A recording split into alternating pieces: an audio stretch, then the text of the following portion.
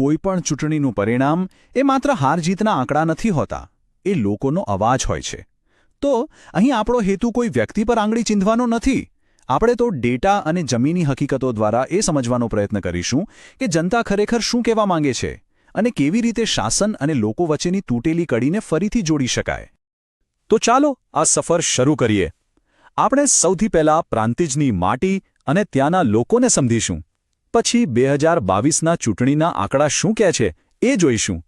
એ પછી રાજકીય હારના ઊંડા કારણોનું વિશ્લેષણ કરીશું, લોકોની સાચી ફરિયાદોને સાંભળીશું અને છેલ્લે એક નક્કર બ્લુપ્રિન્ટ પર વાત કરીશું જે શાસન અને સ્થાયી વિશ્વાસનો માર્ગ બતાવી શકે. રાજકારણને સમજવું હોય તો એર કન્ડિશન્ડ ઓફિસમાં બેસીને ના ચાલે. પહેલાં એની જમીનને સમજવી પડે, જ્યાંથી રાજકારણ જન્મે છે અને આકાર લે છે. આપણી આ વાતચીતનું કેન્દ્ર છે પ્રાંતિજ, ગુજરાતના સાબરકાંઠા જિલ્લામાં આવેલો એક વિધાનસભા મતવિસ્તાર. આ એ ધરતી છે જ્યાં લોકોનું રોજિંદુ જીવન અને રાજકારણ એકબીજા સાથે ગાઢ રીતે જોડાયેલા છે. પ્રાંતિજની સાચી ઓળખ શું છે? જુઓ, બે વાતો બહુ મુખ્ય છે.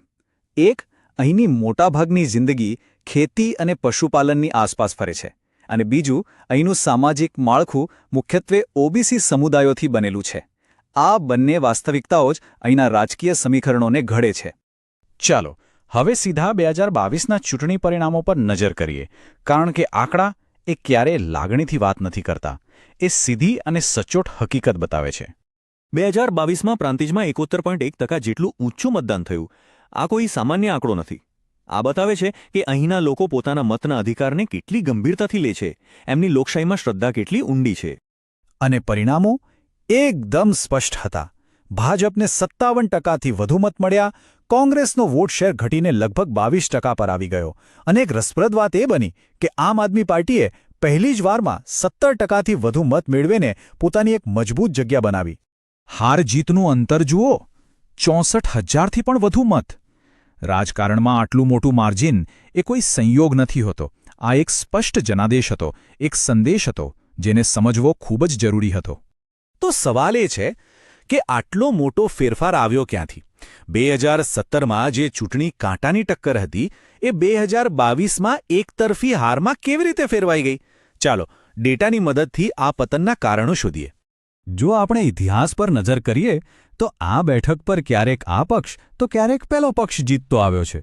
પણ 2017માં ભાજપ માંડ જીત્યું હતું અને 2022માં આટલી મોટી જીત, આ સ્પષ્ટપણે વિપક્ષ માટે એક મોટા સંકટનો ઇશારો કરે છે. આ માત્ર એક ચૂંટણીની હાર નથી. જ્યારે આપણે ઊંડાણમાં જઈએ તો ખબર પડે છે કે આ હારના કારણો ઘણા હતા. એક તરફ વિપક્ષનું બૂથ લેવલનું સંગઠન કમજોર પડી ગયું હતું, તો બીજી તરફ સત્તાધારી પક્ષના મજબૂત પ્રચાર અને સંસાધનો સામે તેઓ ટકી શક્યા નહીં. આ બધું આપણને લોકશાહીના એક મૂળભૂત સિદ્ધાંત પર પાછા લાવે છે. એક નેતા કે પક્ષની જવાબદારી છે કે તે લોકો સમક્ષ સાચી માહિતી અને વાસ્તવિક મુદ્દાઓ રજૂ કરે, કારણ કે જ્યારે મતદાર જાણકારીના આધારે નિર્ણય લે છે ત્યારે જ તેની ગરિમા અને લોકશાહીનું સાચું સન્માન થાય છે. આંકડા તો પોતાની કહાણી કહે છે, પણ સાચો અવાજ તો જમીન પરથી આવે છે. લોકોના દિલમાં શું છે એ જાણવા માટે ગામના ચોરાને ખેતરના શેઢા સુધી જવું પડે છે. પ્રાંતિજનું સામાજિક માળખું ઘણું જટિલ છે. અહીં હિન્દુ વસ્તી બહુમતીમાં છે, જેમાં ઘણા અલગ અલગ ઓબીસી સમુદાયો છે, અને દરેક સમુદાયની પોતાની સમસ્યાઓ, પોતાની અપેક્ષાઓ છે. કોઈ પણ પક્ષ માટે આ બધાને એકસાથે સાચવીને ચાલવું એક મોટો પડકાર છે. અને અહીં આ વિશ્લેષણનું સૌથી મોટું સત્ય છુપાયેલું છે. ડેટા બિલકુલ સ્પષ્ટ છે. પ્રાંતિજના લોકો માટે સૌથી મોટા અને સૌથી ગંભીર મુદ્દાઓ કયા હતા? ખેડૂતો માટે પાણીની સમસ્યા, દૂધના પોષણક્ષમ ભાવ ના મળવા, અને યુવાનો માટે રોજગારીનો અભાવ. લોકોની લડાઈ પેટની હતી, રોજિંદા જીવનના સંઘર્ષની હતી. તો જ્યારે આપણને રોગનું સાચું કારણ ખબર હોય ત્યારે જ તેનો ઇલાજ શોધી શકાય છે. હવે આપણે એ બ્લુપ્રિન્ટની વાત કરીશું જે ડેટાના આધારે બનેલી છે અને જે મતદારો સાથે ફરીથી જોડાઈ શકવાનો રસ્તો બતાવે છે. રાજકારણમાં સફળતા માટે કોઈ શોર્ટકટ નથી હોતો. એક પદ્ધતિસરની શિસ્તબદ્ધ રણનીતિ જોઈએ. આ એવી જ એક વ્યૂહરચના છે જે ચૂંટણીના 90 દિવસ પહેલાં શરૂ થાય છે. બૂથ સ્તરના સંગઠનને મજબૂત કરવાથી લઈને ચૂંટણીના દિવસે મતદારોને મતદાન મથક સુધી પહોંચાડવા સુધી દરેક પગલું મહત્વનું છે. અને હા, આજના જમાનામાં જમીન પરનું કામ જેટલું જરૂરી છે એટલું જ જરૂરી છે ડિજિટલ દુનિયામાં પણ સ્માર્ટ બનવું. વોટ્સએપ દ્વારા સ્થાનિક સ્તરે સીધો સંપર્ક કરવો, ઇન્સ્ટાગ્રામ દ્વારા યુવાનોને જોડવા અને ખોટી માહિતી સામે લડવા માટે ટેકનોલોજીનો યોગ્ય ઉપયોગ કરવો અનિવાર્ય છે. પણ આ બધી મહેનતનો અસલી મકસદ શું છે? શું માત્ર એક ચૂંટણી જીતવી?